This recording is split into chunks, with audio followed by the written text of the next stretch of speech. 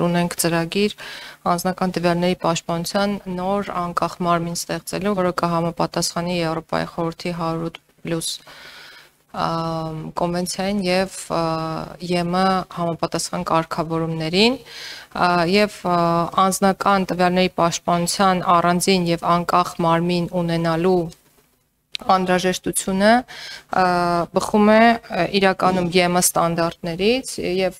մենք միայն ստանդարտներին չէ որ պետք է նայենք, մենք պետք է նայենք նաեւ սոցիալական անհրաժեշտությանը, արդյոք կարիք ունենք նման մարմին ձևավորելու թե ոչ եւ նաեւ ձեր կողմից բարձրացված խնդիրները խոսում են այն մասին, որ այո, մենք նման մարմին, անկախ մարմին, ինքնավար մարմին ունենալու կարիք ունենք այս պահին ու այդ ուղղությամբ աշխատանքներն արդեն ձեռնարկել ենք, հայեցակարգը մշակված է, շուտով կառավարությունում հայեցակարգը այս ամսվա վերջ պետք է քննարկենք։ Ինչ վերաբերում է քրեական գործերին, այսօր էլ կան արարքներ,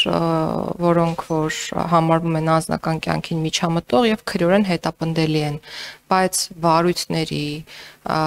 վերաբերյալ որևէ տեղեկության չեմ տիրապետում ու չեմ կարող պատասխանել այն հարցին, թե ինչու են որոշ դեպքերում նախաձեռնում, որոշ դեպքերում չեն նախաձեռնում կամ ինչու պատշաճ մակարդակով տվյալ գործերի քննությունը մեր երկրում չի իրականացվում, որովհետեւ այդ հարցերի հասցեատերերը այլ անձինք են։ Ինչպես այլ անձինք են ձեր մյուս հարցի հասցեատերերը, որովհետև ես չեմ կարող ասել դատարանը ինչու է մի դեպքում որոշում կայացնում այսպես, մյուս դեպքում այնպես։ Ենթադրում եմ, որովհետև որոշման կայացման մի դեպքում ունի այլ փաստակազմ, որի վրա հենվում է, մեկ այլ դեպքում այլ փաստակազմ։ Արդարադատության նախարարությունը խափանման միջոցները կատարողն է։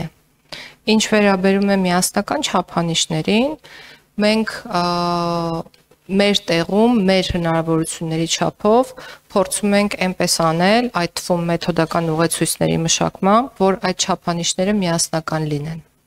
Ընդ որում, եթե ուշադրություն դարձնեք մեր կողմից հարուցվող եւ բարձրագույն դատական խորհուրդ տարվող կարգապահական վարույթներին, այդ չափանիշների միասնականության վերաբերյալ հուշումներ կունենաք եւ բացի դա ուզում եմ նշել մեկ կարեւոր հանգամանքի մասին եւս, որ մենք ձեռնարկել էինք կալանք խափանամիջոցի կիրառման վիճակագրության ուսումնասիրության գործընթաց ու ուսումնասիրել ենք ու հասկացել ենք, որ իրոք է տեղ ունենք խնդիր, պարտադիր չէր այդ ուսումնասիրությունը անել հասկանալու համար, բայց մենք կոնկրետ թվական տվյալներ օգտագործելով ենք դա արել, համեմատելով նոր քրեական օրենսգրքի ուժի մեջ մտնելուց առաջ եղած վիճակը,